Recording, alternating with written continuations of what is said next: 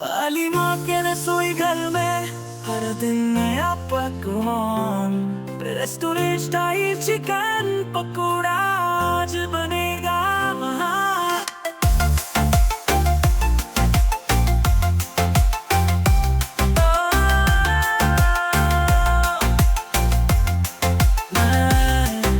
अली माँ के रसोई घर में हर दिन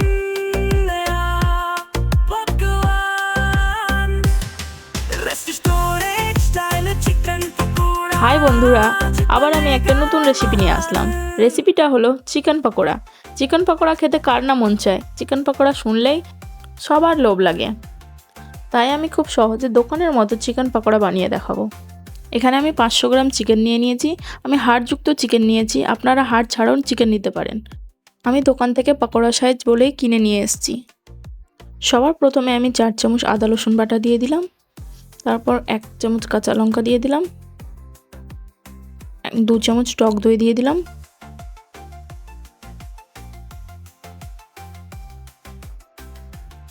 স্বাদ মতো লবণ দিয়ে দিলাম। কালারের জন্য 1 চামচ কাশ্মীরি লঙ্কার গুঁড়ো দিয়ে দিলাম। 1 চামচ হলুদ গুঁড়ো দিয়ে দিলাম। 1 চামচ ক্রাশ করা ধনে দিয়ে দিলাম। আর একটু আজওয়াইন। আজওয়াইনটা দেওয়ার আগে একটু হাতে ঘষে নিয়ে দিবেন, তাহলে স্বাদটা ভালো আসে। সবশেষে আমি এখানে ড্রাই কাসুরি মেথি দিয়ে দিলাম। সব কিছু দেওয়ার পরে আমি এটাকে ভালো করে ম্যারিনেশন করে নিলাম।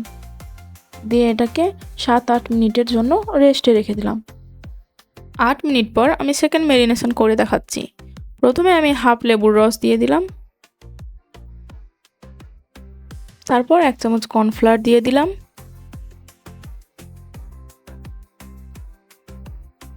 আর 2 চামচ বেসন দিয়ে দিলাম। তারপর ডিম দিয়ে দিলাম। ডিমটা আপনারা নাও দিতে পারেন, আমি একটু স্বাদটা ভালো করার জন্য আমি এখানে ডিম দিয়ে দিয়েছি। তারপর এটাকে ভালো করে মাখিয়ে নিলাম। এখানে আমি একটা কড়াই নিয়ে নিয়েছি। পকোড়াগুলো ভাজার জন্য আমি এখানে সাদা তেল দিয়ে দিলাম। এটাকে মিডিয়াম টু লো ফ্লেমে করে আমি আস্তে আস্তে সব পকোড়াগুলোকে ভেজে নেব। এখন আমার তেলটা মিডিয়াম ফ্লেমে আছে। আমি এখন পকোড়াগুলো দিয়ে দেখাচ্ছি। প্রথমে 1-2 সেকেন্ড ধরে থাকার পরে পকোড়াটা দিতে হবে। এখন আমি পকোড়াগুলোকে উল্টে নিচ্ছি।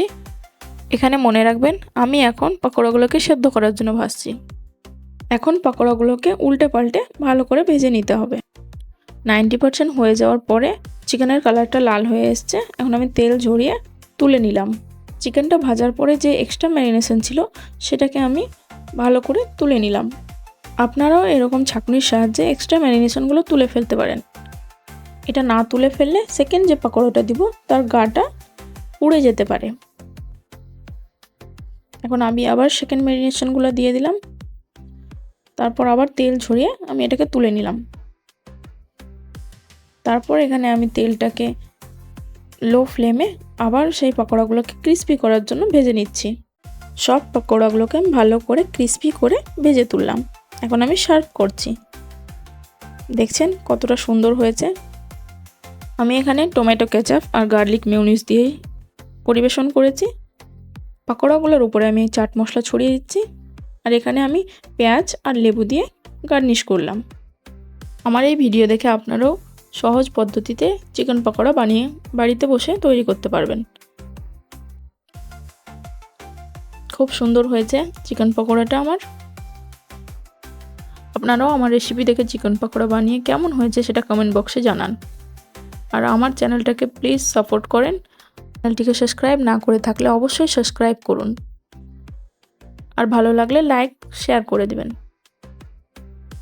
আবার দেখা হবে নেক্সট ভিডিওতে। টাটা।